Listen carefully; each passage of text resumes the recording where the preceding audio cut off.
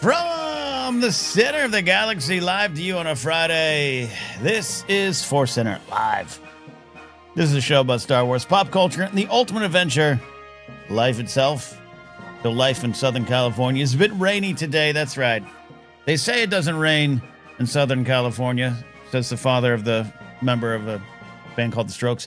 But it's raining very hard today, and I'm happy to be live with you today, and I'm alive and well and alive and live with just me today. That's what I'm trying to say. We are experiencing a busy week here at ForceCenter, so Joseph's got some work to finish up on. So does Jennifer Landis. She sends her regards. Joseph sends his regards as well. The Lannisters send their regards, but it's going to go a lot better for us here on the show. We are going to be taking your calls and your questions today, but more importantly, I want to celebrate our favorite Star Wars performances, and we have a lot of folks already calling in, queued up to call in. If you want to be a caller today, all you got to do is get into the ForceCenter Patreon page by supporting at patreon.com/ForceCenter. As we always do here, I did it accidentally the very first time, but it's been a lot of fun. We will be video ready for the show. Unless you can't or don't want to, then turn off your camera when you get into the StreamYard queue. And that's my cue to let me know that we are just going to be taking the audio. Got it? Get it? Got it? Good. I think you do have it. Man, I'm looking at the queue. We got a lot of folks calling in today. That's great. I'll start the bidding. Gaz says it's hot, wet weather here in England too. That's probably a good bet. Probably could have guessed that. General Cameroni saying, other than most of Andor, where everyone killed it, also Andor, Ian McDiarmid every time. That is a great performance. David McKay's checking in there saying, rain when the rain comes. Jay Steed, we still might call this ForceCenter now. I was talking about it with Joseph. We might claim what was in my head before MSNBC took it from me. Okay? ForceCenter now. Ian Sweeney says, D. Bradley Baker, take your pick. I almost put D. Bradley Baker on the thumbnail because I think so many of D. Bradley Baker's clone moments, especially in Bad Batch, do count as just wonderful performances. But then I was like, well, people recognize him. But then I could have put up Tech or Crosshair or something like that. But D. Bradley Baker's a great answer. There we go. So anyways, let's dive in. I was going to start the bidding, and this today is not just about the big performances. And yeah, you could probably pull everyone from Andor and list it there. I put in the thumbnail today, Genevieve O'Reilly is Mon Mothma. I think that continues to be just such a rich and rewarding performance. Diego Luna is Cassian Andor, whether it's Rogue One, where I absolutely think he set the tone and temperature for what Andor would be as a series with his performance, as well as everyone else in the cast. But I think it made sense to pluck him, put him in that show, and kind of follow the tone he set in Rogue One. So I look at Diego Luna as well. I put up in the thumb as well Hayden Christensen as Anakin Skywalker. And I think I do want to include the Kenobi series, which has some wonderful moments. I think he's great throughout it. I love the broken mask moment, but I got to shout out his performance in Ahsoka. And as I've said many times on the show, Ahsoka's not as much my favorite series as it is for other folks. Blah, blah, blah, blah, blah. Doesn't matter. I want to highlight one of the things I absolutely love about that series, which is Hayden Christensen just delivering, I think, his finest performance as the character of Anakin Skywalker. And it's weird to watch. It's wonderfully weird to watch a performer get to come back to a role and grow into a role, but yet go backwards with the role a lot. It's like he's exploring things from this character he played 20 years ago, and he's finding new layers to it, but sometimes the character's behind himself in a way. And I just think that's a blessing as a performer, as an artist, for you get to revisit something. Something that was complete in terms of the movies. We know Matt Lanter carries on the performance wonderfully in Clone Wars, and Hayden has talked about studying a lot of what Matt Lanter did and giving him credit for that, and for a lot of the new gear shifts that he found in the character. But I just love that Ahsoka episode, the World Between Worlds stuff, but just the way he plays it, the ability to go back into the Clone Wars with the we'll call them flashbacks, but whatever they are in the story, whatever's going on in Ahsoka's heart and mind and soul in those scenes. And I just absolutely love the performance. Rich. So that's the kind of stuff we're going to be talking about here today. But this is not about me. This is about you all. That's why we do it. It's ForceCenter now, and we're going to take our first call today. I do believe we're audio only here, but I want to get him going because I know often he is hard at work. And that is the greatest librarian in L.A. County, our friend, Carbon Swap, Chris. Check it in. Chris, you're the leadoff hitter today. How you doing, buddy? I'm doing well. Oh, shoot, I was supposed to say hello there in honor of it being Star Wars and all. Well, you know. With that hangs over every call. Hello there is already a given. Greatest librarian in Southern California, but not the greatest one in the galaxy. That goes, of course, to Joe Costanzo. All respect and reverence to her, of course. Be honest. How much of an influence on your career path and choice was Joe Costanzo? In 2002, did you think Jedi librarian, that can be me? Well, I mean, both of my parents were librarians, so I kind of always grew up around it. Part of me is, they kind of went with the, older woman, feel like they could have put somebody of color. It's kind of a stereotype that it's, old white women that are in the profession. Right. But also on the flip side, like she's also a badass Jedi with awesome lightsaber skills. So you can't great stuff in the that too comics. much either. Right. So, yeah. Okay. Fair enough. Fair enough. I thought you were the world's biggest Joe Costanzo fan. But anyways, I want to know, Chris, your favorite Star Wars performances or performance. Yeah. So I actually rewatched The Rise of Skywalker recently. Last week, I think it was. I loved the movie to begin with, but did a rewatch recently. Nice. And got to give a shout out to Oscar Isaac as Poe Dameron and Daisy Ridley as Rey Skywalker, of course. And there was, I don't know if it's the current climate that we're in, probably affected my take on it this time around. But just like when they're, after Leia passes away and Rey is on her own in Exegol and they're just up against these incredible odds, like there's a vulnerability, there's a desperation to what they're doing. They're beaten down, but they say, you know what, Dank Farrik, we're going to continue on. We're going to take on the Empire. We're going to take on Palpatine, all that stuff. So I definitely caught on that the first time around, but just rewatching it recently just hit really, really differently. There was kind of like a subtlety to it, but just like that perseverance and that, that kind of vulnerability just really hit differently this time around. So. Yeah, that's my pick for this question. Yeah, leading us off, running the Rise of Skywalker or Tross, as we've heard it described here many times, which I forget to say, but I like that. Running that up against the current political, social, and just kind of climate in the world. Rise of Skywalker does hit with a little bit more oomph, and you're highlighting two wonderful performers who were on display for 7, 8, and 9, but I think. Poe Dameron has some broad over the top moments, right? The Palpatine return and then some cockpit acting stuff that he's kind of broad and having fun.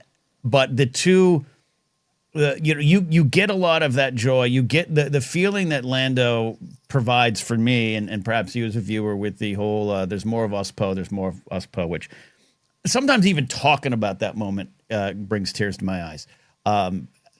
That's set up to me in a lot of ways by Poe Dameron hitting the lows, Oscar Isaac hitting the lows at the feet of Leia's bed, the great scene with Lando, which we now know in lore that Oscar Isaac had kind of asked for, not necessarily the scene, but asked for this kind of moment with Poe, and he delivered that. And then just some of the stuff with Zori Bliss and Kerry Russell delivering with just her eyes, acting in so much in the eyes anyways.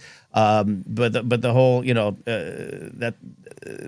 by making us feel alone is how they win. I think Oscar Isaac hitting those lows helps with what you're talking about in the end. So I love that performance. And with Daisy, you're talking about Daisy. It's a trailer moment, but it just plays so well for me in the movie, and I love it every time. And that is when Ben Solo kind of arrives and she's in the darkest moment with Palpatine, and that shot on her face as the slow, subtle smile kind of emerges, and the comfort and the peace and the connection and the thought of we will win today. That's kind of the first moment it hits when Ben shows up, and I just think that's some of her finest moments. Is for a performer, an actor who grew with Star Wars, which is such a daunting thing to do. your first big job out of the gate is Star Wars Episode 7. And she was so solid in that film, but she only got better.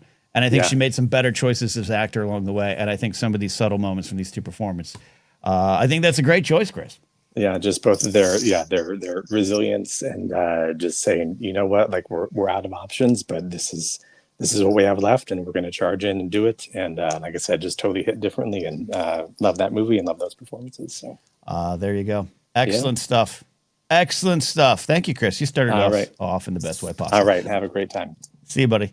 All right. Good stuff. Love it. This is what we're doing here today. We got a lot of people lined up to call in. I'll be here for about an hour or so, but I want to make sure we get all the calls. Again, if you want to be a caller, be a Patreon supporter. That sounded like a threat. That sounded like an order, didn't it? Be a Patreon supporter. Patreon.com/ForceCenter. You get in there. There is a post with the call-in. Say again, if you want to be camera ready, because I kind of prefer camera ready, keep your camera on in StreamYard. But if you can't or you don't want to, turn it off so I know to bring up the different setting there. All right, let's keep it going. We're talking about and celebrating our favorite Star Wars performances.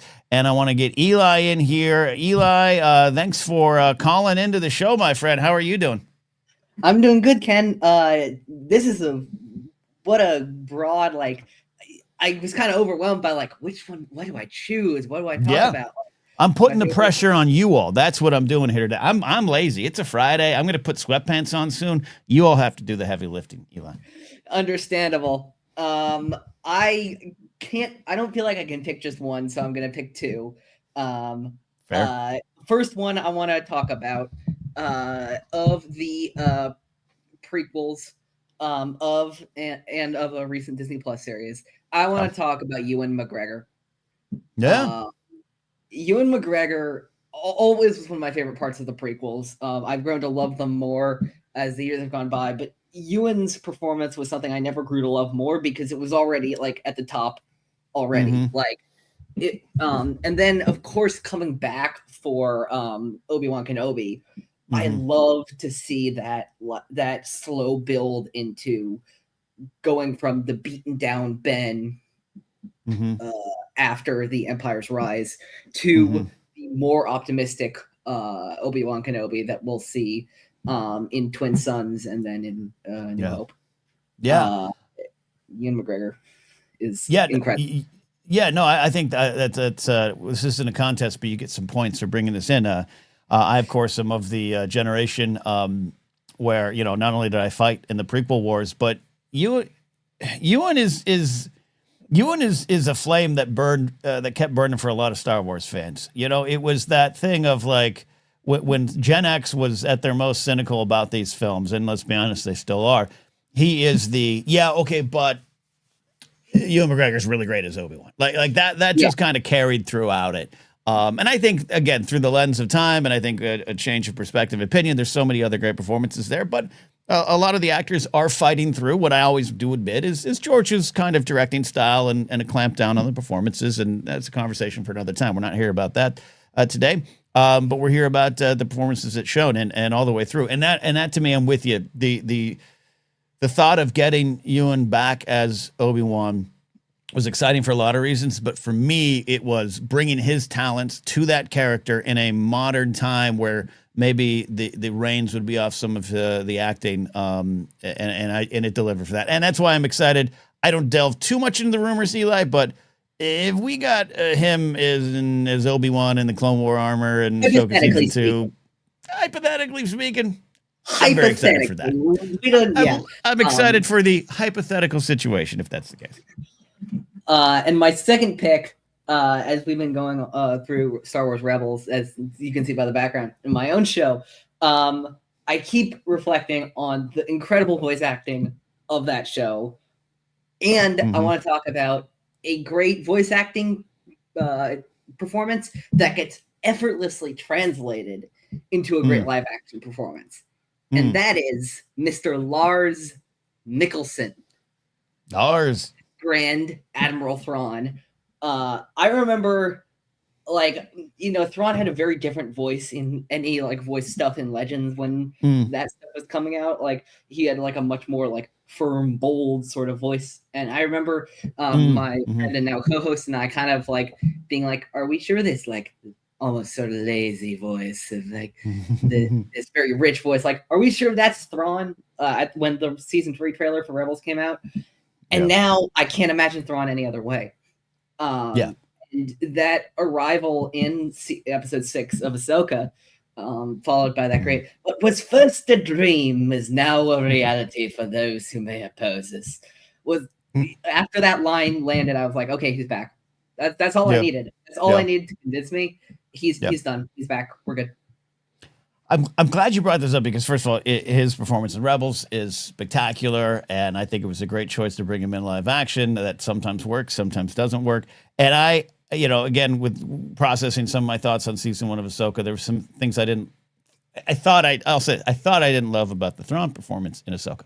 And then one day, Eli, on a rewatch not too long ago, I think I mentioned this on the ForceCenter main show, I had Ahsoka on in the background, and I was in my garage gym, just kind of getting my pump on, as they say, Eli. Okay, and I wasn't watching the screen, but his voice came on, and I was like, oh, I was wrong. No, he absolutely nailed it. I just maybe had a disconnect with seeing him in live action versus animation. That's more on me.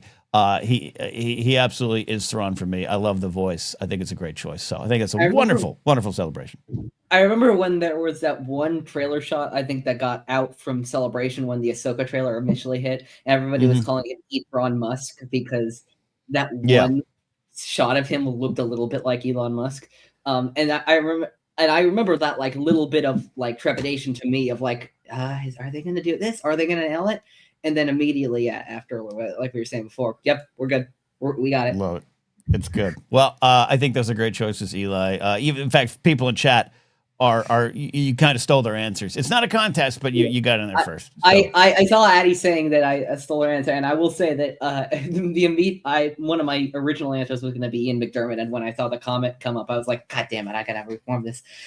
So, it's a lot of choices, and big and small, and everyone out there too. If you're calling in, big and small choices. We got the leads. We got I think there's a lot of ways to go in the conversation. Eli, thanks for calling in, but I appreciate you being here as always. Thanks, Ken.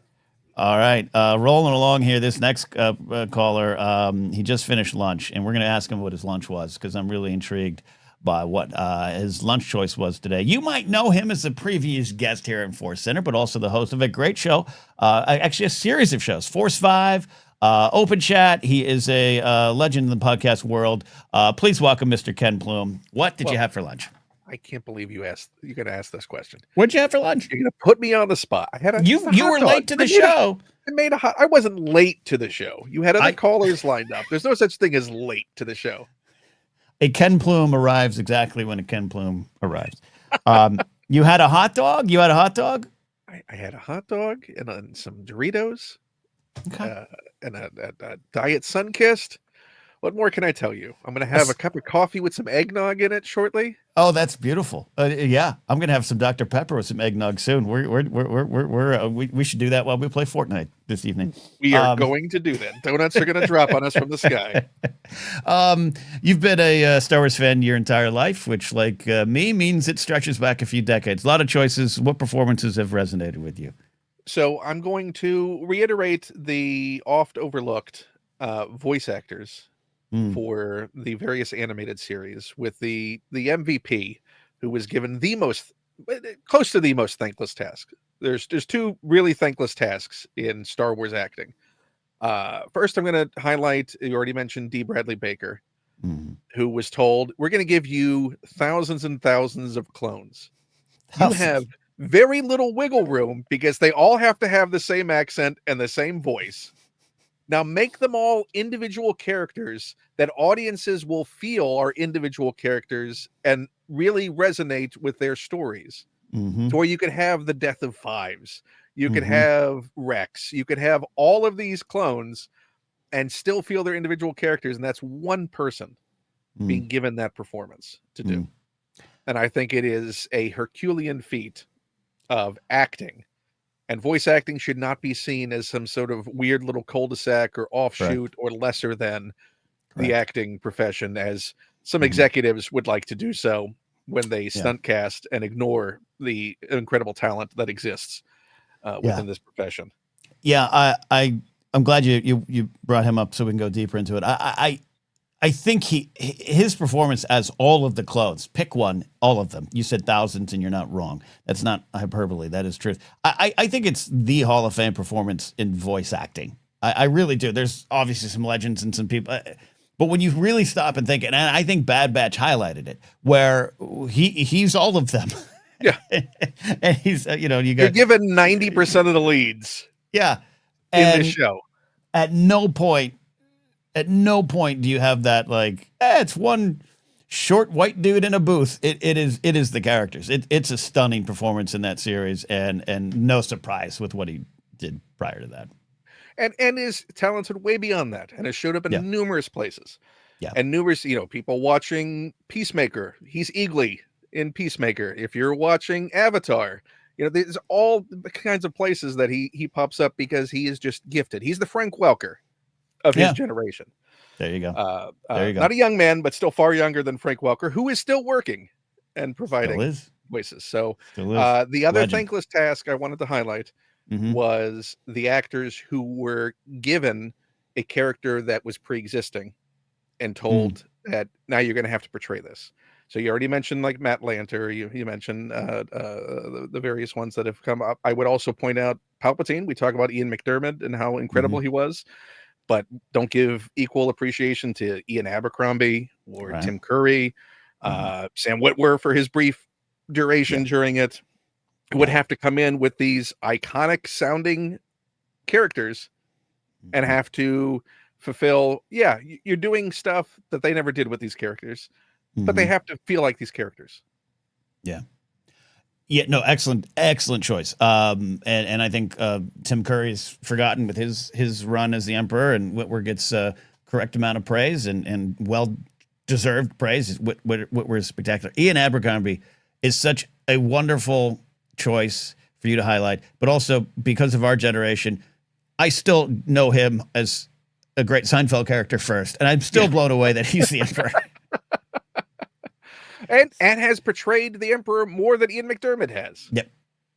And James Arnold Taylor has portrayed Obi-Wan Kenobi more than Alec Guinness. It's and you know what? And we should highlight Jat, who is you and I both know him and is an interesting and wonderful, warm human being. I think that in 2008 was a Herculean task as well. Because we didn't know Ahsoka yet. Anakin was a curiosity to me. That's maybe my take on it. When Lanter comes in, it's like, what are they going to do with that? And he does wonderful things. But we've all known Obi-Wan, and there's always pressure on anyone playing Obi-Wan. And then we kind of fell in love with Ewan McGregor. And as you said, surviving the prequel wars. Yeah, that was a difficult hill to climb. Totally was. To come into those characters and to come into what was largely derided by the nerd intelligentsia of the time, and to turn that ship around and those characters around and be part of the component along with the writing and the execution that made these things iconic and frankly kept that alive during a period when there was nothing else that was happening. I absolutely think you're right. The credit, not just the performance, but the show with that as well. I also did you just expose the nerderati? Did you expose the ruling class? Good. Now's the time to expose all of the awful people that exist out there and have done. Are there some emails of the nerderati that we can? They're all on Reddits. Okay, yeah, they're good. Pam Bondi's going to prosecute them as well. Okay, and last one I'll drop, and you can discuss this for yourself and the next person is special MVP Matthew Wood. Yeah, absolutely. Who I think deserves a highlight for what in a similar fashion to what D. Bradley Baker had to do with the clones, coming in with the droid army and also Grievous and so many other characters he's popped up in live action as well now. So special shout out to Matthew Wood and his unexpected voice acting career that came out of doing sound design with Ben Burt. Yeah, and he's a legend, but especially for our generation, we still think of him as a new person on the scene. He's Jimmy Olsen. He's still Jimmy Olsen of Lucasfilm. Yeah. Let's be honest. Every time you look, like, you look awfully old to be the kid that you clearly still are. Exactly. Love it. Love it. Great stuff, my friend. I'll talk about that with more folks. But before I let you go, let all the folks know where they can find your shows. You got some great interviews already out, some archive stuff. Where can they find you? Head over to my YouTube channel, subscribe to that, patreon.com/Ken Plume. Also, there's a lot of archive pieces, like you said, that are going up on there. And follow on Blue Sky first and foremost, and then Instagram sort of exists on the side because it's the last one to shake. It's the last. That's where it stands. The last gasp. Thank you, buddy. I'll see you tonight with some eggnog. Cheers. Cheers, indeed. I want to get some super chat love here. Thank you to Amaranth for this generous super chat. I've been touched by the performances of Ewan, Hayden, and Ahmed in the Disney Plus era. They changed how I see the prequels and my rating of them as actors. Love that. Love the kind of evaluating and the different kind of perspectives when we all keep going as Star Wars fans. Igor the Mad, thank you for the generous super chat. For me, it's Forrest Whitaker as Saw Gerrera. Absolutely. He always chooses scenery whenever he is on screen. I'm excited to see what he does in Andor Season 2. I speak perhaps too much of my love of Forrest Whitaker as Saw Gerrera in a character that is intentionally and wonderfully complicated to me. He is a great place in Star Wars because of the questions he asks and sometimes the answers he doesn't provide. And I love everything about him, but also it's just damn fun. And as we all grew up, and no matter what generation you are of Star Wars fan, we all grew up on the playground or with our friends and at bars, just quoting Star Wars lines and trying to hit the tones. I think for me, Saw Gerrera's clarity of purpose is one of my brand new legendary lines that showed up on the scene lately. I do love this idea here from Hagda. The 8 puppeteers that brought OG Jabba to life. Backward and forward. Backward and forward. Yes, absolutely. Absolutely. We cannot overlook that. And John Carroll, great comment here. 2 other people who really need to be mentioned are Ahmed Best and Tony Daniels, the only 2 actors who really own their characters. No one else can play Jar Jar or 3PO. And even when they kind of do, and some folks, Phil Lamar stepped in for Jar Jar. Chris Bartlett has sometimes portrayed 3PO in the outfit. It is Anthony Daniels, the greatest showman on earth. Always that it will be 3PO for us. And I love, I think he's great. He's wonderful, but I still think his best performance is in The Rise of Skywalker. I think that is some of my favorite. That might be my favorite 3PO performance. Return of the Jedi as well, but Rise of Skywalker. And Ahmed Best have so many nice things to say about him, and maybe he'll come up again here. Let us go ahead and take another call here. We've got Elias checking in. Elias, good to see you, my friend. Good to see you. Welcome back to the show. What's your list here? Hey, Ken, my man, how are you doing? I'm good on a Friday, my friend. That's great. Hey, so my pick is my favorite. So okay, the favorite. This is my honest favorite. Okay. And I just put this movie in like 2 days ago, watched the Blu-ray Empire Strikes Back. So it's fresh in my mind.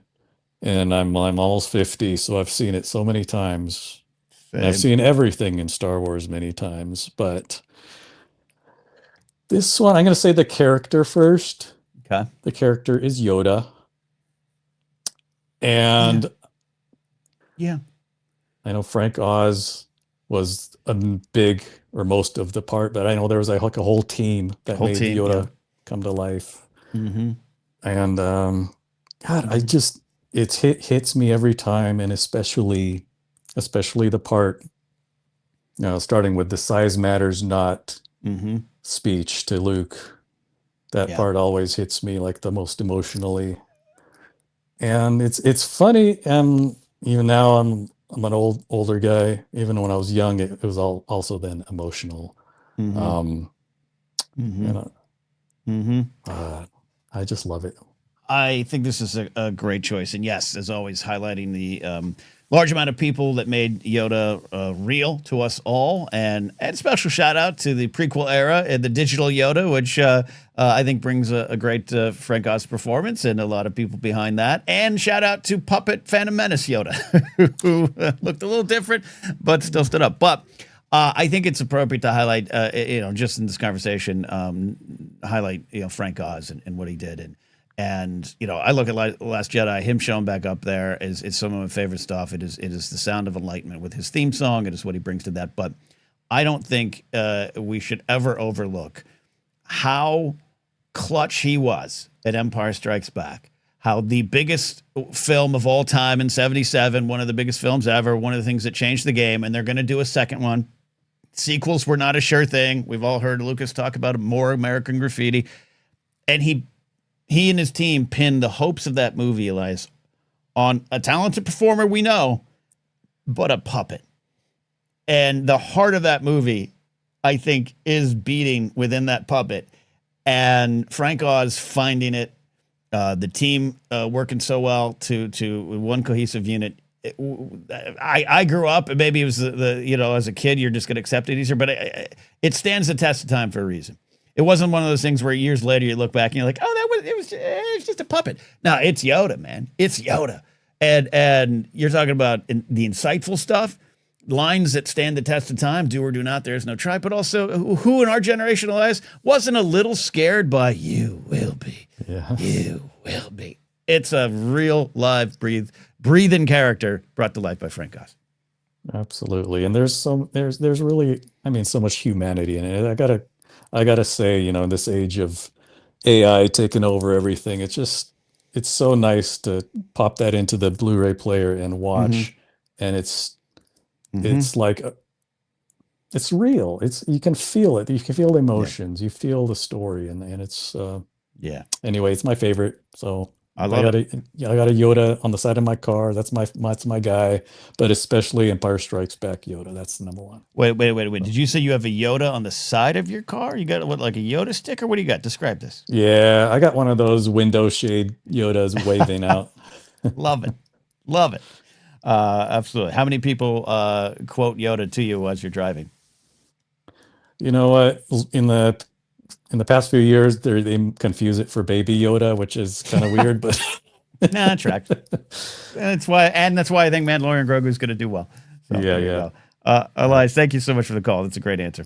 All right. Rolling along here. We are celebrating our favorite performances in Star Wars. If you have some options, big or small, and I don't just mean that in terms of character size, but yeah, Meeber Gascon might count as well too. And I do want to shout out my old buddy Steven Staten, who is just a wonderful performer. It's easy to bring someone in that sounds like Tarkin or sounds like another character. It's another thing to bring in an actor behind it to bring that character to life, as he's done many times before.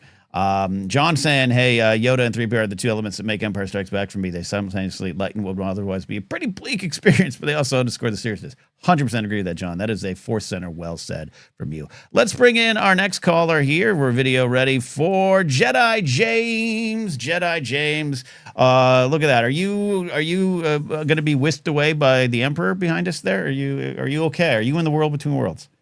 I'm okay right now. Just a little lost, but I'm okay. Good. Love it, man. Thanks for calling in. What is your answer here, or answers? First, must I say, how dare you? Because this is such a hard question. Such a hard question. Because Star Wars is... Jedi James, I'm actually glad to hear it, because I was sitting here in my house late last night, a little down, a little depressed, drinking some eggnog, but the adult kind of eggnog, and thinking I have nothing to talk about tomorrow. And I was like, I don't know, best performances. And I'm so glad I thought of that, because you guys have got some spectacular answers here. So you guys are doing the great work today. Yeah, there have been so many great answers, which is the best part of this conversation. But I have to go with two specific answers. One is kind of a broadish category. One is a very specific one. But a lot of people have mentioned it so much already, but I have to praise so many animation people, because voice acting, I grew up with animation. I will always love animation. Voice acting to me will never be less than. It will always be no different than regular acting. I mean, yes, you do different things, but it's still of the same caliber, in my opinion. And there's so many great performances that have already been mentioned, but I wanted to highlight a couple that haven't been mentioned yet. One, Tia Sakar as Sabine Wren. I still will not forget her emotional outpouring to Kanan in the Training with the Darksaber episode. Yep. That was amazing. I mean, everyone's going to praise Sam Witwer, but one of my favorite Sam Witwer performances is really that first episode where Maul came back, and the way he just portrays the mania of Maul, like I'm still flabbergasted by it. Like, no. Yeah. Just like, I'm butchering it, but just like the way he just went from desperation to horribly frantic laugh to pain to just anger. It takes my breath away every time. These are great choices. Oh, go continue. No, keep going for a second. These are great choices, and love highlighting them. I think Tia Sakar's performance as Sabine set a high standard for the character going forward. I understood in that case why you weren't going to cast her live action. I got that, and Natasha Liu was doing a great job with the character. But I specifically love the moment you're talking about. This is the trial of the dark saber stuff. And when I was putting together my book, Why We Love Star Wars, like I wrote about that scene, and I had to watch that a lot. And I love Rebels. I was writing the book in 2018. Rebels was already going strong. I had no doubt I loved Rebels at this point. I found a deeper appreciation for that show because of those episodes, and specifically because of performance. It's jaw-dropping at times. It's one of the best performances in this modern era, which makes it one of the best performances in all time in terms of Star Wars. But I'm really glad you highlighted her, but specifically those episodes. They're brilliant. She's just wonderful. And as far as Witwer, which I will point out for all you old Schmodown fans, that timer ran out. He did not beat me. We were tied. We were tied at the end of that match, okay? That's all I'm going to say. But to say, hey, we're going to bring back Darth Maul. I thought he was dead. Yeah, we're going to figure that out. And he's going to have spider legs. And it's going to be kind of wacky. And it's going to kind of be kind of wonky. And he's going to be on a trash planet with like a weird kind of like worm character. Like it's going to be something else. It's not going to be your normal Star Wars. Yes. Yeah, you might. Then you bring in Sam Witwer, and no disrespect to Peter Serafinowicz, who is great. I think set the tone for Maul early on and has some great stories that sometimes are I think used to bash the prequels a little bit. But I just think it wouldn't have worked. Not that he's not a talented performer. Love his stuff, no matter what he's in on either side of the coast of the lake. But Witwer was tasked with something impossible, and he succeeded. Exactly what you're talking about. Yeah, this is weird. It is crazy. It is manic. That's this guy, and we're gonna play with that and build from there. Can't wait to see what he does with Maul Shadow Lord. Very much so. And I have just two more, if you don't mind. Hit it. Sticking with animation. I'm partially choosing this because this character has been on my mind recently, but it's such an underrated character and an underrated performance. I just feel the need to have to mention it. Christopher Sean as Kazuda Xiono in Star Wars Resistance. Star Wars Resistance is, in my opinion, way too much of an underrated show, and I could talk for hours about why I think it's great. And Kaz is, quite frankly, a very special character to me because, people always talk about seeing yourself in other characters. I don't always have to see myself in a character, but I did see part of myself in Kazuda Xiono. And I just want to highlight that performance because he brought an unknown character that sadly not enough people in the fandom recognize and made it his own. And I just think of the range he had from his absolute, pratfall panic moments to when he saw Hosnian Prime destroyed, and he's like, my planet, my home, or just his little moments that sometimes quite frankly remind me of me when he's just like, but you said I have a chance, right? A slim chance. And I'm just like, oh my gosh, I love Kaz so much. I love Christopher Sean, and I want more people to recognize him. So I want to mention him. And then the last one, so I'm not talking too long, but it was mentioned already, but I have to say it. Ewan McGregor, one of my favorite Star Wars moments ever that will make me cry every time. You were the chosen one. It was said that you would destroy the Sith, not join them. Bring balance to the Force, not leave it in darkness. So anyway, I just had to mention those last two. I think that's a moment, not just a performance, but that's a moment that carried the franchise through some dark times, including my generation that wanted to think that they hated it more than they did. I think that. And as far as Christopher Sean, we're big fans of Resistance here. 2 seasons. It is often overlooked. It is forgotten, and we'll try to find some ways to shine a little spotlight back on the show because we do love it here. And Eigor and all the stuff going on, and the refugees, and it's got some really heavy stuff. But all the performers and all the episodes were asked to do something a little different from other Star Wars.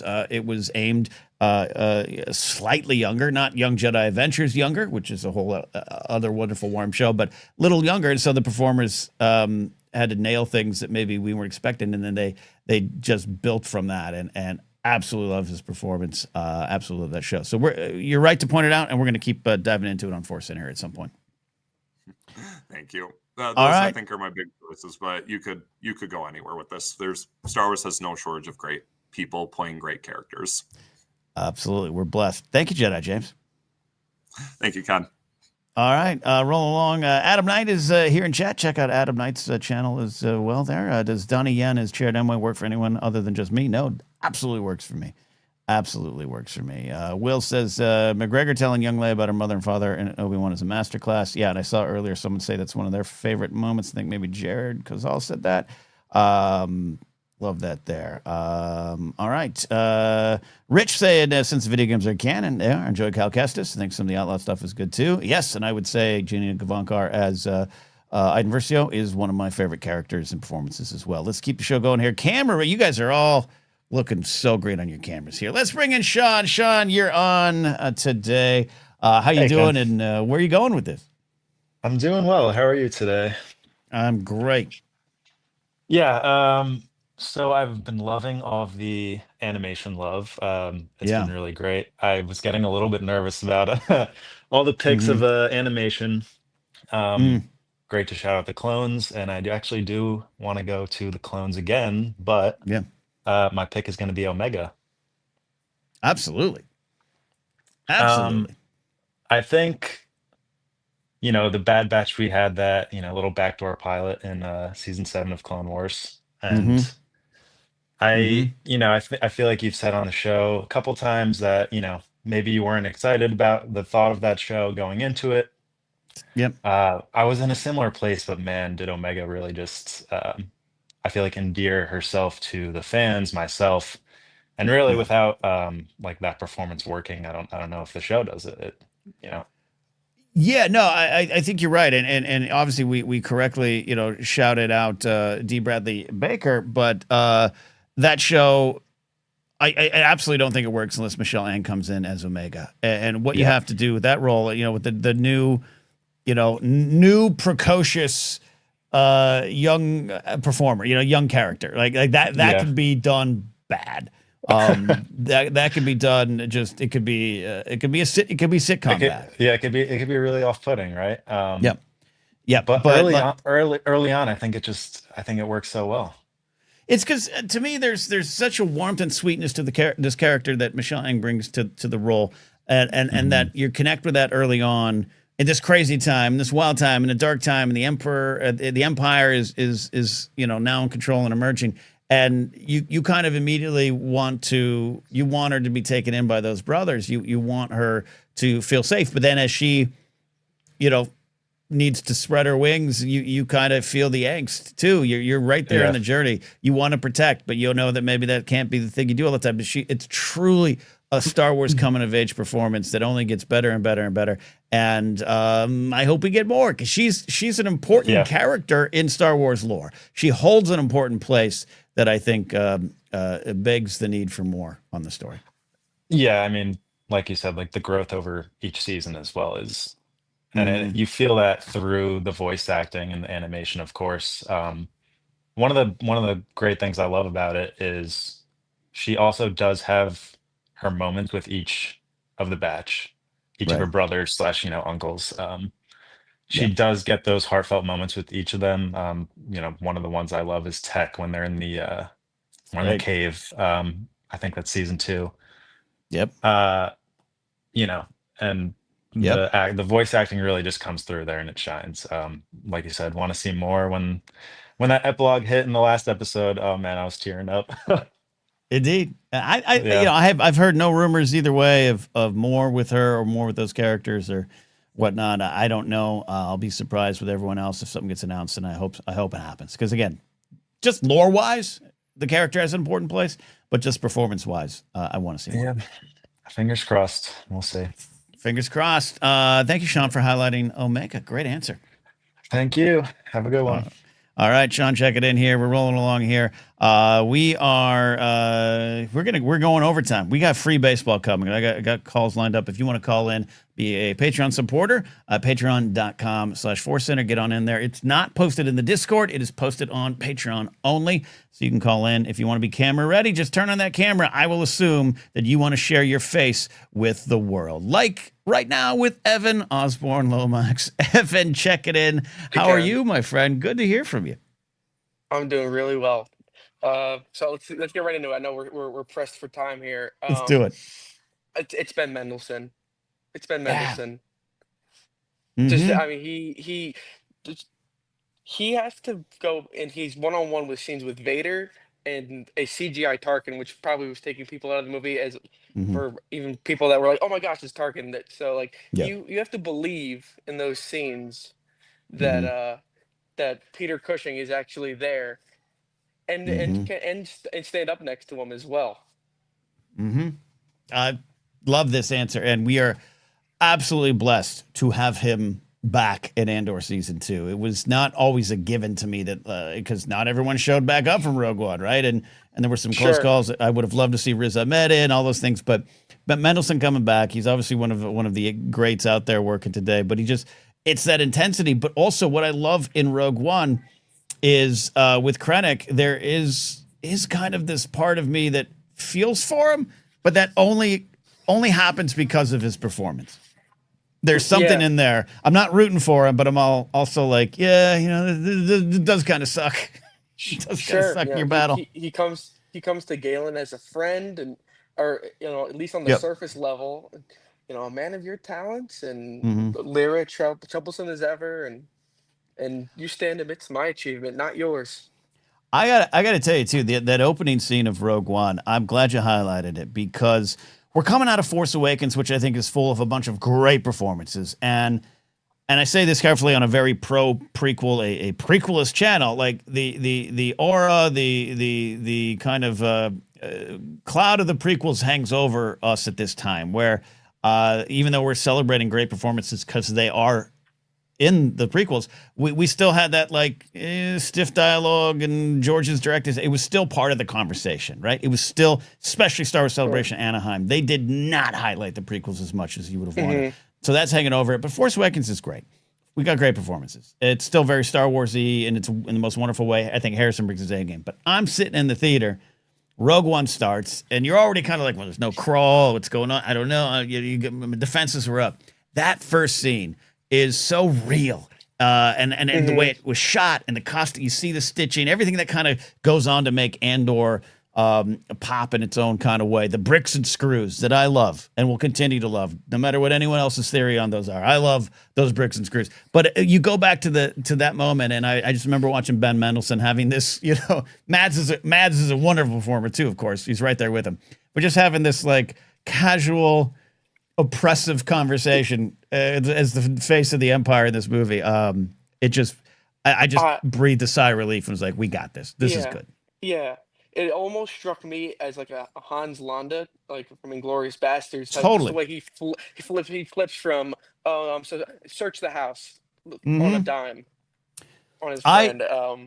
I'm glad you said, because especially after reading Catalyst, which a lot of people will point out is a good thing to read before you see Rogue One. I remember those conversations in 2016 because I was part of them. But I remember after reading Catalyst thinking, this guy's kind of like a Hans Landa. He's got Hans Landa energy. Right. And I think Mendelsohn, that probably came from Mendelsohn's performance, because that's how they put together those books. And that tracks for me, and it does work. It does work. Sure. And I just want to highlight his last moment in Rogue One. Obviously, we got him back in Andor, but him looking up at his creation before he's turned to Stardust. He does it all with in between the eyes. Yep, the last moment of painful irony hitting you straight in the face. Hubris. No, great performance, and like I said, blessed to have him back in Andor. I think he just brings an intensity to Andor, especially in the back half of that season, where much like putting the finger on Dedra's head in that interrogation scene, he brings intensity. So wonderful stuff. All right, thanks, Ken. All right, thanks, Evan. We got so many great choices, so many great calls to get to. You guys are doing wonderful. Let's bring in our resident professor of smart things. That's what we call over on the Blathering. Check out every Thursday, when possible. We got some holiday stuff coming up, but our next caller calls into my live show, The Blathering, and teaches us all some science. Yesterday, we learned about how magnets work, which I've been waiting to learn about since Insane Clown Posse. Please welcome Dr. Addie. Dr. Addie, how are you doing? I'm doing well, Ken. How are you? It's a great Friday. We're about 45 minutes away from sweatpants. That's all we're trying to build to. We only see you from the neck up. Why are there no sweatpants now? I'll tell you why. I had to be outside a lot today. There was a kitten. There's now a kitten involved. I have these stray cats that are laying around my house. And last night, big rainstorm coming, and I hear meows, and I'm trying to save this kitten. And I haven't been able to. So I got pants on today because I've been outside looking for the kitten. That's why. Otherwise, it would have been sweatpants. Okay. Are you the type of person that doesn't wear sweatpants outside of your house? I try not to. Yeah, I try not to. That's the Seinfeld, George Costanza sweatpants you're giving up on life thing. But sometimes they're too comfortable, and I do go out. I will confess. Okay, fair. So I have to briefly give my Ewan McGregor thoughts. I know he's been mentioned already, Right. but there is a moment in Revenge of the Sith that I will rewind and rewatch several times while watching the movie. And Nice. It is literally the delivery of Anakin is the father, isn't he? I'm so sorry. I love that line. That does not get talked about enough, Addie. Why do you love that line? There is something about the delivery of that line that is just so like empathetic. Like he knows the Clone Wars gave us that he knew more was happening than we're ever going to talk about. But the idea that like I'm not only about to end my best friend and my brother, like I'm going to ruin some lives. Mm-hmm. And I'm like, this is going to affect a lot of people because I have to go kill him. Yeah. And it's just, there's so much weight in it. I think it's one of Ewan's best delivered lines, to be perfectly honest. Mm-hmm. And like I said, I will hit the back button and make it rewind 10 seconds, probably half a dozen times before I'll keep going in the movie. Because I just want to hear him say it again. I agree with you. I'm glad you chose that because, and I know you got another answer, but like it is a line of heartbreak. It is a line of determination. It is also it plays to his connection to Anakin, of course. But you, as a big Padme fan, there's so many layers in just the Padme of it all. Empathy, compassion, frustration, maybe even for me, little read of just like, oh, this is getting worse all the time, but I just love you both, and this is hurting. Like, and the determination to go do what he has to do, which, as you said, is painful. There's also just there's the slightest like soupçon of cheekiness to it, of like, yeah, I know you're pregnant, like, yeah. You didn't keep the secret as well as you maybe think you did. You never can. Yeah. Wonderful. All right. Well, that's a great choice, but you've got one beyond that. Yeah. So with that out of the way, I want to give some love to the ladies of Star Wars. Obviously, there's the big ones that I almost feel like you have to put on a shelf for discussions like this. Your Carrie Fishers. Right. She did the best she could with what she was given. Natalie Portman. Yep. I want to talk about Moses Ingram and Emilia Clarke. I am all ears for these two performers. Yes. Because I think both of those projects, I pair them together because I think both of those projects work because of them. I think without Moses Ingram's performance, like genuinely frightening at times, like when she's interrogating and threatening little Leia, like genuinely scared. But at the same time, the vulnerability of she was also just a scared child and she's doing what she has to do to survive in a empire post-republic world, and the horrors that she witnessed in her childhood, and she now works for the guy who did them. Like, there's so much there, and I feel like Moses Ingram got so much unfair hate for that performance that she's a key part of Kenobi for me. She is a key part of that series working. Same.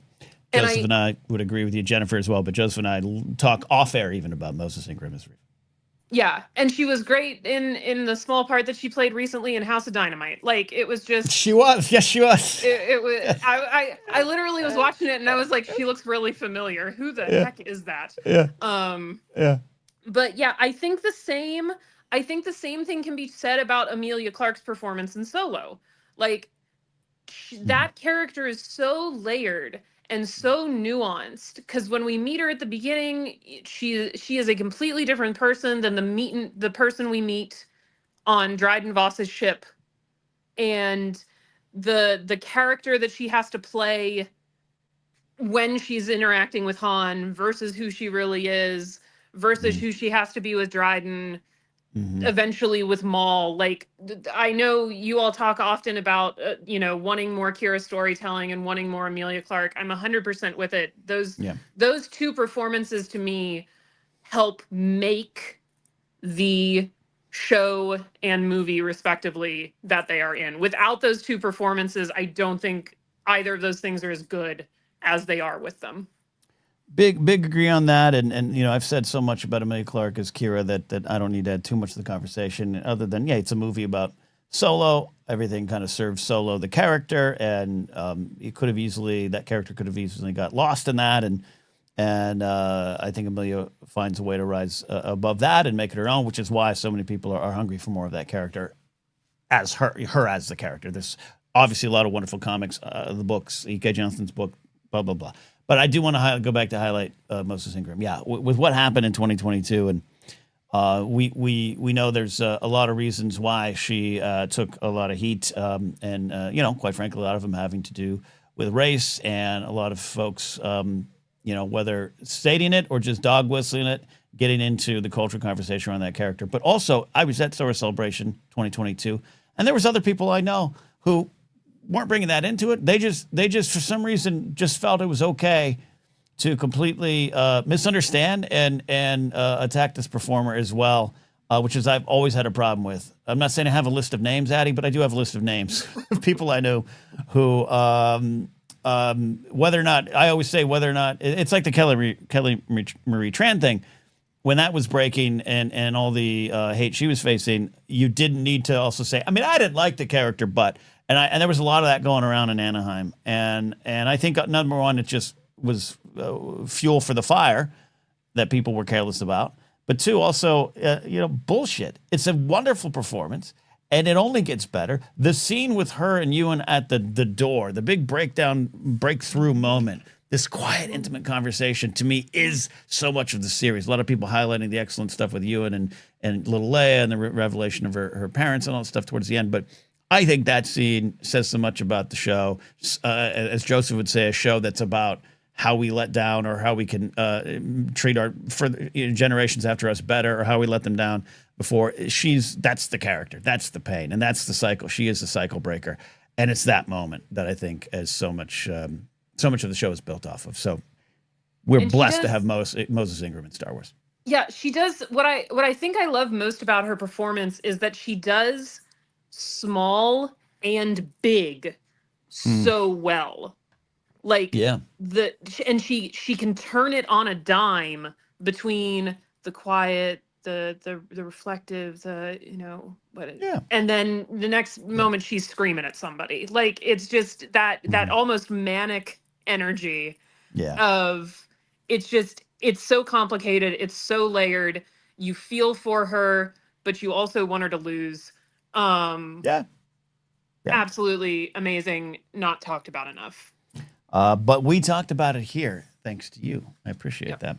Great stuff, Addie. We'll catch up with you on the blathering, but I appreciate you bringing your Star Wars thoughts here today. Of course, and I won't fall asleep next time. That's okay.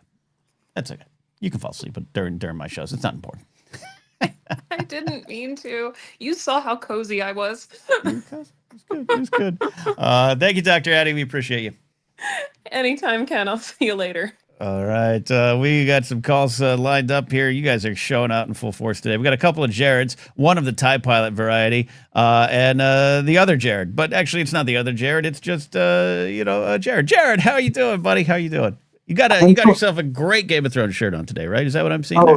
Yes, indeed. Yes. I'm always happy to rep Game of Thrones all 8 seasons, and always happy to get a chance to join you guys live, because normally I'm on the West Coast with y'all, and I'm usually working. So, Right. But I happen to be on vacation this week, so delighted to hop on. Happy to have you here on your vacation. So, what's your choice? What are your favorite performances in Star Wars? Well, a lot of them have already been called out. Daisy Ridley in The Rise of Skywalker, Hayden Christensen, Ewan McGregor, especially in the Kenobi series. I love that Addie just mentioned Moses Ingram. So I'll just highlight a couple. The one I'll probably devote most of my time to is Elizabeth Dulo from Andor. Specifically, her arc. She was great throughout the show. Like, I loved her from the first season on. But obviously she took more of a prominent role as the series went on, and then really took center stage in the last 3 episodes. And really what sticks most for me is obviously her incredible episode, Make It Stop, where she is kind of the star, and what she has to go through in trying to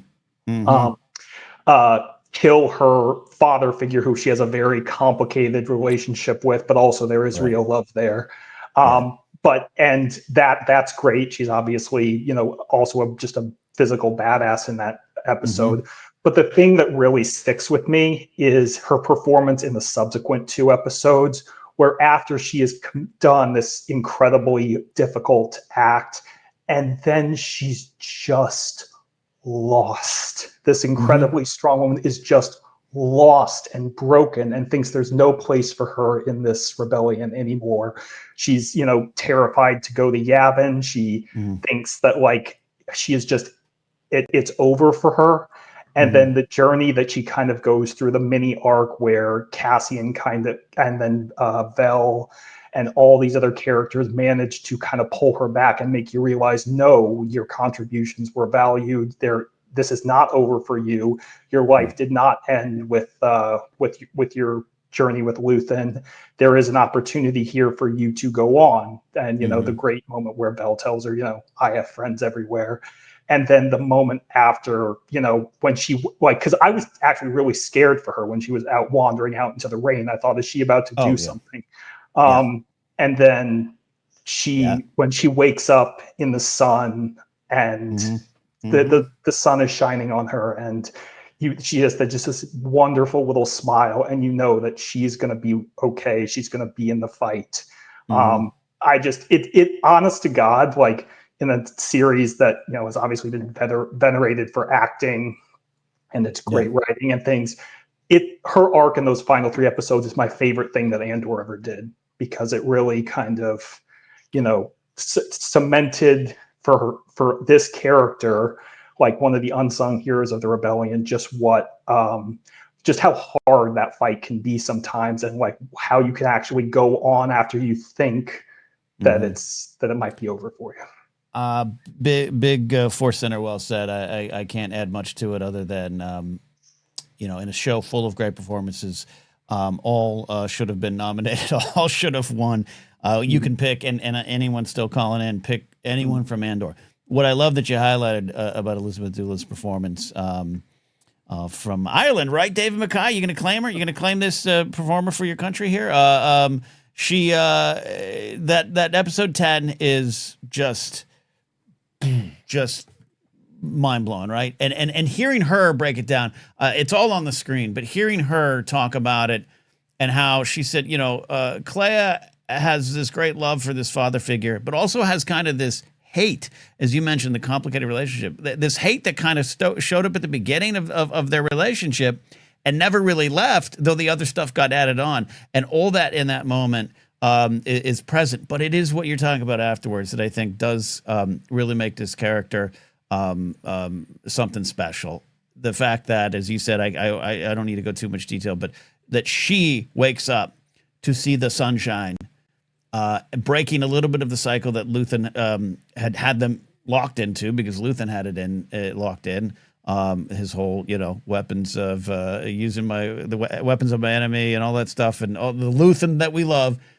But that moment, that smile, and seeing the rebellion, the soldiers are marching by, that everything's in place, and there was some justifiable heat between them and the Yavin 4 group, and all present. But that smile is the Star Wars hope that we need in that series. There's so many little moments at the end that are these painful, bittersweet morsels of hope, but that one might be the one that stands out and will stand the test of time. It's a beautiful, beautiful, beautiful performance. I love it so much. I love her as an actress, and I can't wait to see what she does going forward. Absolutely. And right. I won't take any more of the. I'll try not to take too many of the other people, but just a couple of quick hitters. I have to shout out Pernilla August in The Phantom Menace, specifically the scene where she, Anakin says goodbye to her, and my God, like that still gets tears to my eyes with the now be brave, don't look back. Absolutely. And so love her. I have to shout out Erin Kellerman from Solo. Fell in love with that character immediately when on screen. She doesn't get much in that movie, but it's enough to make an instant impression, and also justice for her performance in Willow, which should still be continued to be enjoyed by many. And then I'll just end by giving another love to a show and an actor who perhaps has gotten a little bit of some blind sides that were not deserved. I love Tamura Morrison's performance in the Book of Boba Fett, and specifically in the second episode, The Tribe of Tatooine, which is still one of my favorite episodes of Star Wars TV. And specifically, the physicality of his performance, acting opposite a lot of actors who are, not speaking in English, but, really carrying the weight of the scene. And then the final moment where, he gets to do his Maori Haka dance and lead the tribe. It still always leaves me with chills. So I just love that performance. Great stuff. Agree. Tem is a gem, as Amaranth says. Jared, great stuff. Appreciate it, buddy. Thank you so much. We roll along here. We got calls lined up. We got Eigor. We got JC. We got Jared, the TIE pilot, Detective McCarcel, and Adam Knight checking in. You know what? Let's go ahead and I can't. All right. We're going to have back-to-back Jareds. I have to bring him on now, because if I don't, he might suffocate. Jared, the TIE pilot, are you trying to seduce me to the dark side? What are we doing here? Do I need to whip out my sexy back muscles for you? Is that how we're going to do this? It's a Friday. Please do. For the podcast listeners, we've got ourselves Jared, no longer Jared the TIE pilot, Jared the Smilo Red, as you've got the Stranger mask on. That is terrifying. The teeth are really prominent. Yeah, this is actually just the Hasbro one. This isn't like a custom job or anything like that. Okay. You can just get this bastard off Amazon. Okay. Are you wearing that to a bar tonight or a rave? Can you take that out?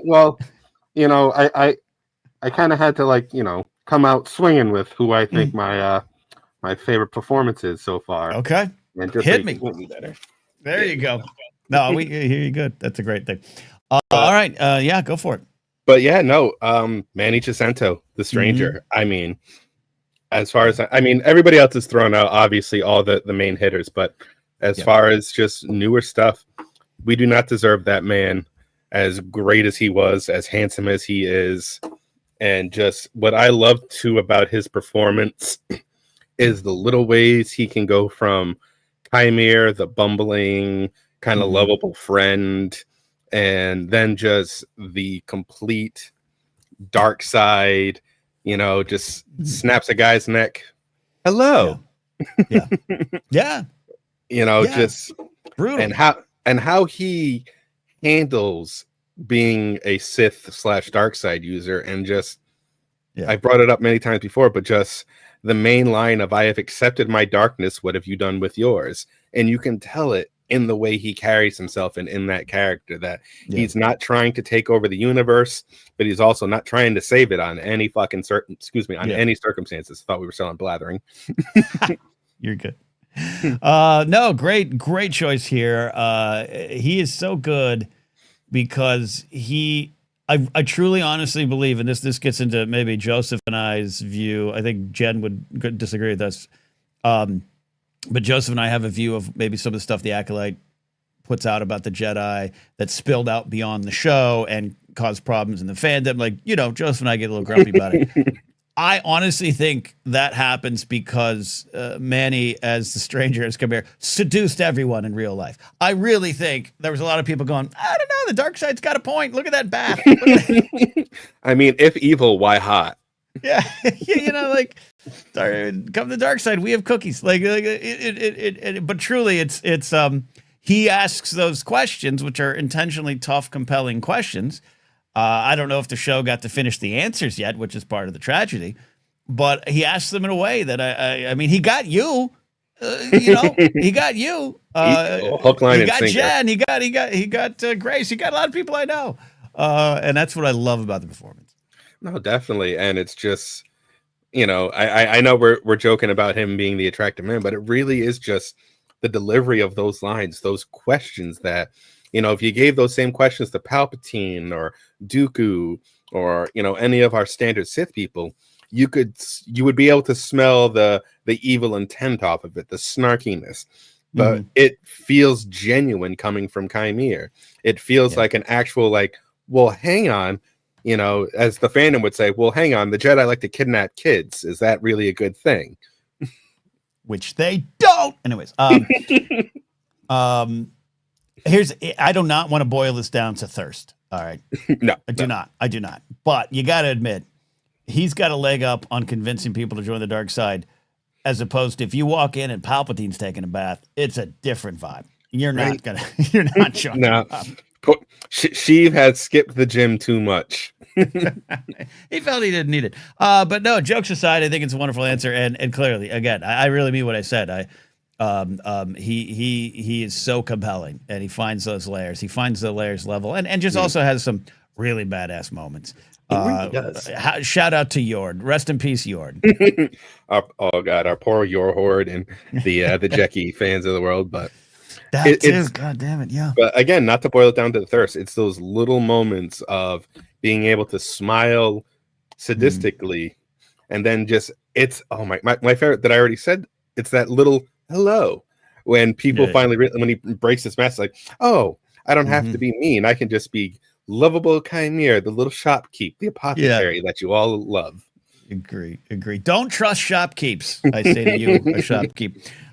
Jared, so many calls to get to, so I want to roll on, but I really appreciate you giving that answer. It's a wonderful take and a wonderful mask.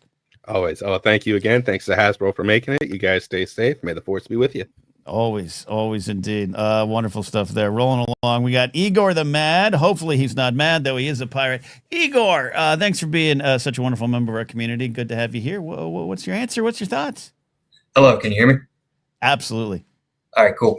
I want to highlight a group of performances, really, that I think really can only be done in Star Wars, and that's specifically The Mandalorian. Pedro, Brandon, and Lateef, all three of them together. Wonderful. It is a performance that is so complete, so beautiful, that we can have the fun time of playing the game of guessing, okay, is it Brandon, is it Lateef, is it Pedro? But the fact that when you are watching the show, just really engaged, it doesn't matter. It's just Mando on screen. That is the real power of that performance, that group of performances. And it's really a testament to the entire show that we don't notice it at all once we are really engaged.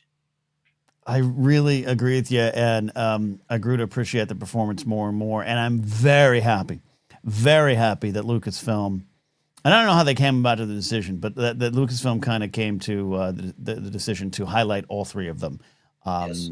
I personally don't think that was the case going into the show. Not saying there was anything nefarious behind that. It just was one of the things that rubbed up against me. And I'm such a huge fan of Pedro Pascal coming off of Game of Thrones. Like, no problem with him, and I got why and everything, but I was just like, but it's not just him. And then they correctly, were like, yeah, it's also these three, and bringing them out on panels. Yes, absolutely. The three of them kind of, and other people involved too as well. Some of the names escape, but those are the primary three. And it just gives me confidence. I always want to see Pedro, and I want to see his face, and I want to see his performance and all that stuff. But that's, stunt performers are real and body doubles are real. That's just the kind of way it works. But these guys, Brendan and Lateef, go beyond those titles and go beyond those roles to me to truly inhabit the character.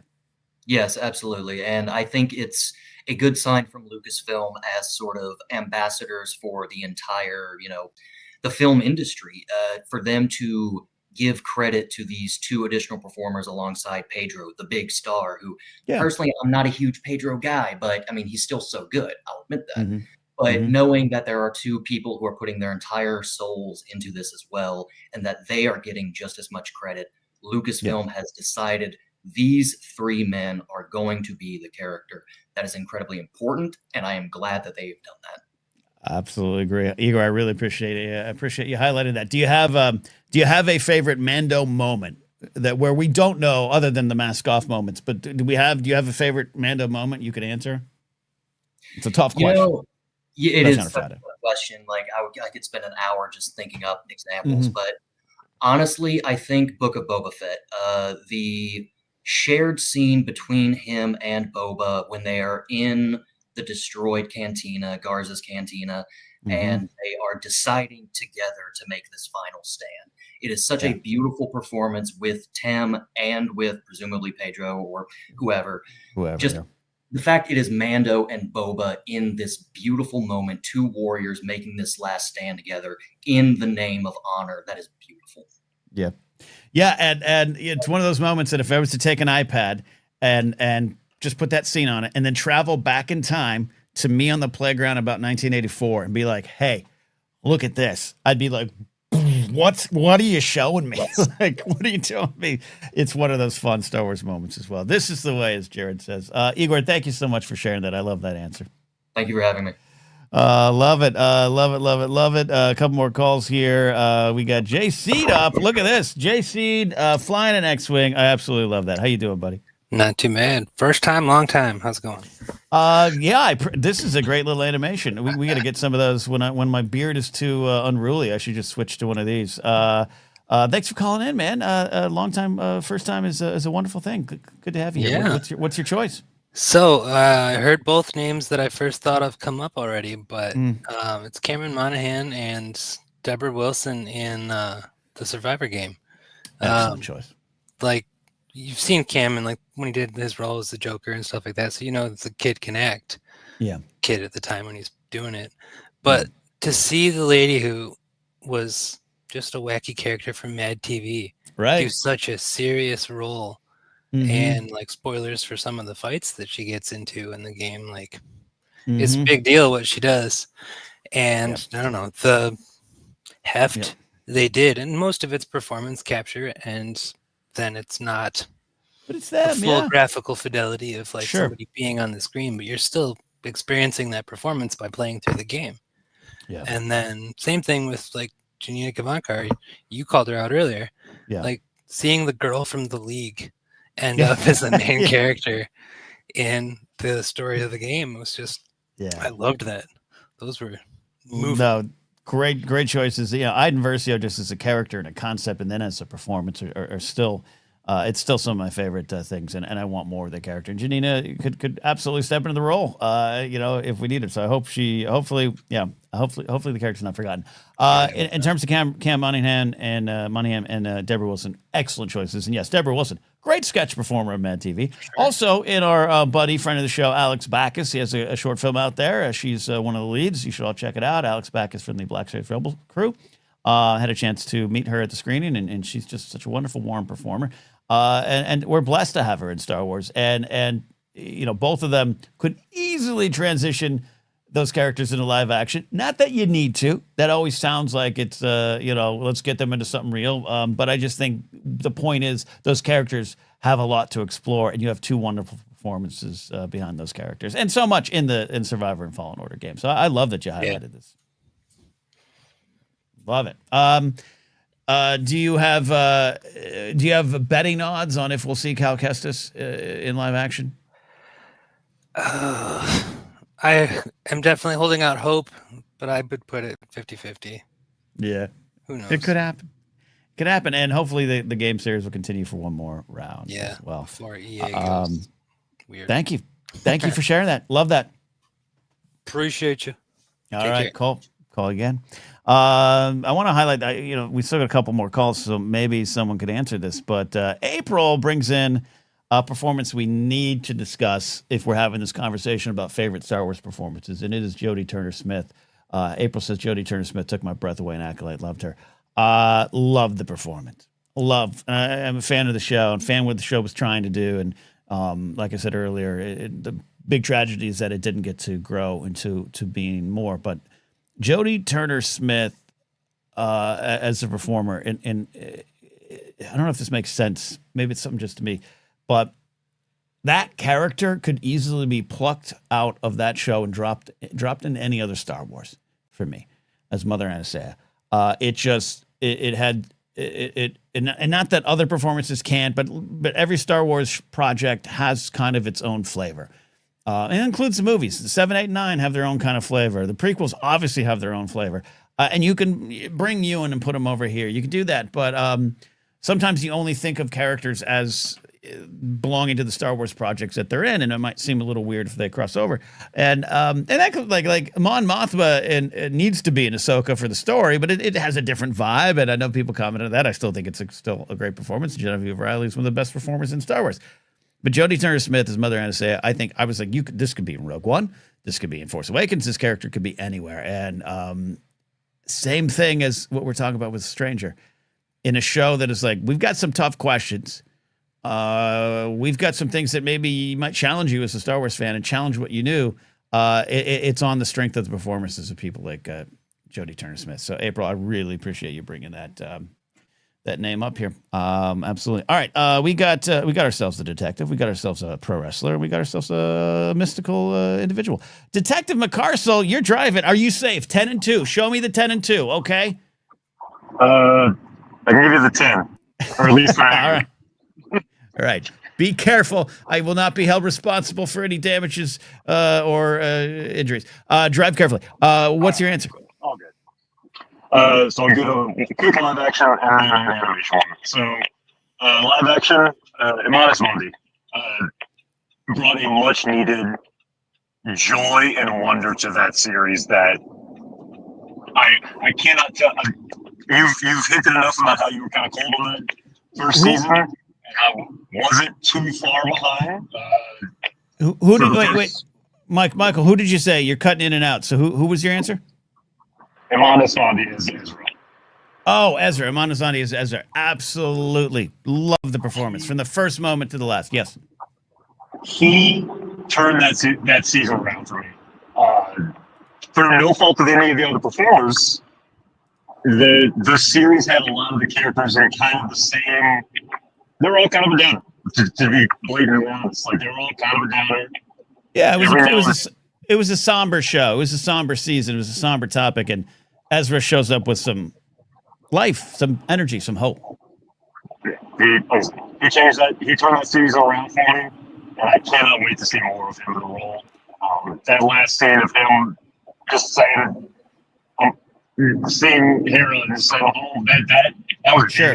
That was the best, one of the best scenes of that entire season. And he's neither of them are even a title character. So a lot of that, that's kind of his fault for not making the main character the most interesting. So what's your answer for animation? Animation, I know it's kind of a cliche at this point to say that the Clone Wars did a lot to elevate the prequels. And a lot of that is thanks to Cat Tabor and Matt Lanter as Anakin. Like, yeah, I don't think anything needs to be fixed, but yeah, because of the constraints of the story that was told in the movies, Natalie Portman and Hayden Christensen only had so many opportunities to show us so many sides of those characters, and Matt and Kat just did. They had much more opportunity to play as those characters, and it really brought much needed depth to them. And again, I know it's kind of cliche at this point, but they deserve the flowers. I know Kat doesn't show up to cons as much as it seems the others do, but she doesn't. I think even more than Matt to Anakin, I think Kat brings so much more to Padme, just because, again, in the movies, she was just limited. She wasn't the main character. So she just didn't get focused on as much. I think love that it. her performance as Padme was following an Oscar-winning performer. I know she hadn't won an Oscar yet, but she followed Natalie Portman, a future Oscar winner. And she did it successfully. That's breathtaking, and I just can't. Yeah, well, what I love about the Matt Lanter and Kat Tabor performances is in the casting and in the building those characters out in animation is they were allowed to be very much their own things. It wasn't a voice match situation. It wasn't a carbon copy. It wasn't an impression. It was very much themselves. In fact, in some ways, I don't think Kat Tabor's Padme sounds a lot like Natalie Portman's Padme. And at no point does that ever hold anything up for me. In fact, it makes it deeper. Same thing with Lanter. He maybe gets a little closer to the Anakin that we know in Revenge of the Sith, but it's not about that. And that's how you should cast, and that's how you should do some of these things. Sometimes it's perfect. Sometimes it's matched. But it's like I said earlier with Stephen Stanton taking on Tarkin. He sounds so much like him. Stanton also sounds like old Alec Guinness, as does James Arnold Taylor. But Stanton's performance in Twin Sons and Rebels is legendary because it's a performance. It's not just a voice match. And I think that's what I love about Kat and Matt as Anakin and Padme. I think, and again, in Kat's instance, I think that not only does she get to explore, not only do they get to explore that relationship, but she gets to just be Padme being Padme, not Padme being Anakin's wife. Yeah, I got you. We get so much of her actually being a strong, independent character. Like we get enough episodes of her doing her job as a senator, completely outside of Anakin, like completely irrelevant. Anakin is just completely outside of the situations. But absolutely, I think these are great answers. Everyone wants to get home safe. We're having a little trouble hearing you, Michael. So I want you to get home safe. But 10 and 2 it, okay, buddy? Be safe. Turn indicators at least 20 yards before your turn. Make it slow, okay? For sure, man. Take care. All right, Michael, we call him Detective McCarcel. Check it in. A couple more calls, and then I got to get on out of here. And I got to work out. And if I don't work out, this next guy will get mad at me. He's Adam Knight, Outlaw Adam Knight. If you are a fan of pro wrestling, follow his work. In fact, included right now, you got a belt, don't you, Adam? You're holding the title right now, right? I am currently the real Canadian heavyweight champion. That's correct. We are blessed with your presence, my friend. Good to have you here. I'm happy to be here as well. And I'd also like to suggest to Detective McCarcel that you better not let the Chief see him the way he looks, because that haircut is not that's not New York Yankees approved. I tell you that right now. And I say that as a guy with complete envy, as it gets a little grayer and a little thinner every day, but that's all right. Same. So honored to have you call in, buddy. We don't get to chat live with you much, so I want to know your answer. Favorite Star Wars performances? Look, everybody's hit the big ones. Everybody's hit the huge ones. I appreciated Dr. Ed hitting a lot of the ladies, but there's one very important character that got missed out on, and that character was performed by the legendary Canadian herself, Ms. Carrie-Anne Moss. Ah, look at that. Yes, you're going up. You're going to the Great White North. I am going to the Great White North, and I will say I was one of those guys, I can admit this now, I was 50-50 whether I was going to turn into the Acolyte. And as soon as they announced that Trinity was going to be in that damn show, I was first in line mentally. I couldn't wait to go to my daughter, and we were hooked. Yeah. Hooked. She brought that level of gravity and seriousness that you want from like a Jedi of, I guess, would be the High Republic, right? Somebody that would show up and give you that level of Yoda / Obi-Wan Kenobi, but also just so delightful to watch, right? And yes, I am thirsting and I don't care. The point is, I have been there since the mid-90s. What's this word? If we're allowed to drool over Manny Jacinto, I can profess my love for Ms. Carrie-Anne Moss. Let's make that very clear. And Master Indara, absolutely. No, but for real, she even though so many people were like when spoiler, what happens in the first 10 minutes of the first episode happens, and everyone figures it's like it's a cheap stunt getting her in there. No. What she gives to the background for Master Soul and for all the stuff involving the twins, it really adds that level of definitive seriousness that ultimately pays off when we get to the end. And I think she gets to represent what is both the defining positives and in many ways the defining negatives of the Jedi at that point of the High Republic, where she's still trying to, maintain status quo, but knows, and you see it in her performance, knows that maybe the status needs to be a little less quo. But is afraid to go all the way in on that. So I loved it. I thought she was great. And I'm going to go watch Matrix 4 now just because she's in it. So go watch Matrix 4. No, I think it's a great answer. And I love, and we are in this era now. And we're seeing this with Sigourney Weaver, Mandalorian, and Grogu, where we're so long, so far down the pop culture path where when our team, Star Wars, acquires a player from another league, it's exciting and it's fun. And bringing in Trinity was, there's a lot of people in my life who were like, oh, okay, yeah, I'm on board now just for that. And I do think the character delivered, and I do think there was more to explore with the characters. Again, part of the tragedy of the show ending.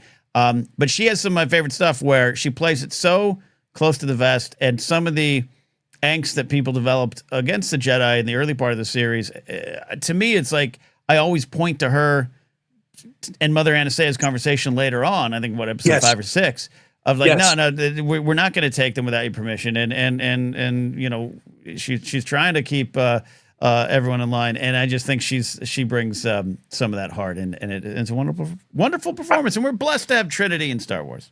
She's fantastic. No, Everett, I think the accolade gets a bum steer from a lot of the idiots online. I also got a bum steer from Disney for not wanting to pick up a second season. We all understand some of the BS involved in that, but if we're talking performances, Carrie-Anne Moss all the way. Love it, love it, love it. And bum steer is my favorite Canadian phrase. I'm going to work into every conversation now. I think I stole it from Oklahoma, but we'll leave it alone. It's all right. That's fair. That's fair. Adam, thank you so much for calling in. I know you got your own channel launched soon. You've been going live, so people should subscribe to Adam to find wonderful thoughts and a lot of lessons from pro wrestling. You've been in the business 30 plus years now, right? Ooh, that's scary to say out loud. Again, gray and thinning. It's what it is. It's all good. But you're a champion now, so do you got a match tonight? You got to be safe in that ring. No match tonight. I am probably going to go and coach in a little bit though, because there's an event happening. But I'm just some of the people that I'm mentoring right now are involved, so I might go and just check it out. Absolutely. Hey, work safe if you get in the ring. Okay. You too, man. All right. Take care, everybody. Thank you. All right. Not me too. I'm not getting in a ring tonight. I'm not. I've been in a ring. I've wrestled a match. I've been put through a table. I've been hit with a kendo stick. I've been whipped with a belt, but not tonight. Not tonight. All right. You guys have been great. We got one final big call. Thank you so much for hanging out with me on a Friday. We'll put the audio version out a little bit later for you on the podcast side. And if you're listening to the podcast side, I appreciate you very, very much. Don't forget on the podcast feed, Databank Brawl does air. The broadcast episodes air every Sunday. So there you go. All right, let's get to our final call of the day. He is Mr. Brennan Mystical Mar. Talking about champions, you are the last decorated Star Wars trivia champion in the fan leagues, right? Yes, I was. There you go. Brennan, what are some of your favorite Star Wars performances, man? Share it with us. Well, there's so many. I think Mark Hamill gave the performance of his career. Yes. In The Last Jedi. Harrison Ford, same thing with The Force Awakens. I love that answer. I think it's easy to. We haven't discussed them in detail tonight because it's easy to overlook them. Like Dr. Addie said earlier, you can kind of put them up on that Hall of Fame shelf. But and obviously Ray Stevenson, the late great Ray Stevenson. Yes. And so many others that for me, the one that will always be the best is Sir Alec Guinness in A New Hope. Yeah, absolutely. It's the only Oscar-nominated performance in Star Wars history. Right.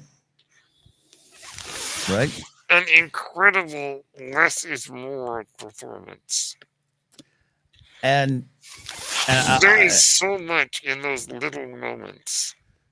Yeah, and that's one of my favorite. That's why I was going, Brennan. You read my mind I've how many times on ForceCenter have we referenced that because of one little look to the side or one little pause in a sentence, we have oodles of stories to tell. Not just with Obi-Wan, but with Star Wars itself and the Clone Wars and everything there. And that is Sir Alec Guinness, proving why he's and was and always will be Sir Alec Guinness. Yeah, I mean, and legendary actor. Yeah. The Bridge on the River Kwai is terrific. Yeah, absolutely. Yeah. What a career that he had. All the Charles Dickens adaptations. Yeah. And we're yeah, go ahead. Casting him was a great decision. Yeah, and you know, to end up with him as the role, I know Lucas went for Mifune, right, for as well. But Mifune, yeah, absolutely. But you know, it's your fallback option, your safety option is Sir Alec Guinness. It worked in wonderful ways. Good. And you know, all the stories of Guinness not loving Star Wars, I think it's somewhat overblown. I think it's also just part of the fun lore of Star Wars. And yeah, I think it's overblown too. I think it's slightly. Yeah, I think it's slightly. And he definitely famously enjoyed the money, but. I don't care. Yeah. I don't care. By the way, I don't need everyone. You know, Stephen Delane famously did not care about Game of Thrones, but brought to life one of my favorite characters, Stannis Baratheon. Yeah, I don't need that. But we're blessed to have his brother, by the way. So is his brother. Yeah. Oh, yeah. In Andor, right? Davos Golden. Yeah. Yep. Davos Golden. Yeah, Andor, of course, is like every performance is terrific. We literally could just do an episode just on the Andor performances. Ubiquitous. Yeah. To me, Alec Guinness brought a level of dignity and gravitas to a space story. Brennan, those are beautiful movie pundit words you just used there. You know, Star Wars is kind of a silly movie on the surface. Oh, absolutely. I mean, I love such a level of depth to it. Yeah, I love the behind the scenes stuff of some of the bloopers from A New Hope, where you know they're shaking the Millennium Falcon cockpit, and Harrison and Mark are laughing, and Guinness is there. He's feeling the vibe, but he seemed a little fish out of water in the most wonderful way. The Obi-Wan's hut of exposition. Yes. Yeah. In my opinion, the best use of exposition in any movie. You know, and that includes Rick Ollier. Rick Ollier belongs in that hut as well. Rick Ollier's a bit obvious, but you know, he worked out in that too. Brennan, I like him. Dignity and gravitas are great movie pundit words, and I love it there. So thank you so much for that answer. I think that's a great thing to end on.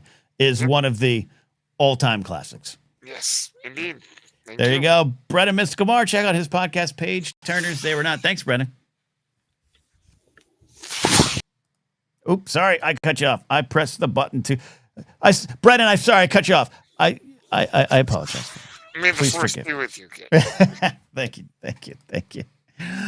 So many other performances to talk about. As Igor the Mad says, we went a little long tonight, and it's been fun every minute of it. I don't mind going 90 minutes. Just an hour works better into my life because I usually don't eat until after these shows. That's you don't want hangry, Ken. All right, and you've already seen me get beat up in a wrestling ring. You don't want to see me get hangry. I don't know. There's no connection there. All right, that's it. We're out of here, everybody. We'll see you Monday live for some Star Wars news. Not a lot of Star Wars news going on, but we'll be there as well. We will continue. David's right. Franny is completely passed out. She's down there. Thank God. It's a rainy day. She's doesn't get as hyper on the rainy days. There's nowhere for her to go. She can't go to the backyard after this. That's normally why she's barking. Also, we're going to continue our look at Star Wars Visions Volume 3 with episodes 4, 5, and 6, I believe. We'll be swinging through those. And soon, just recorded a very fun episode of Blank is Why We Love Star Wars with Chris from Bro Axiom. It is a episode about Star Wars memories and how just those memories are very much why we love Star Wars. Look for that towards the end of the month. You guys are the best. Thank you so much for hanging out with me. We will do it again. See you next time here on ForceCenter.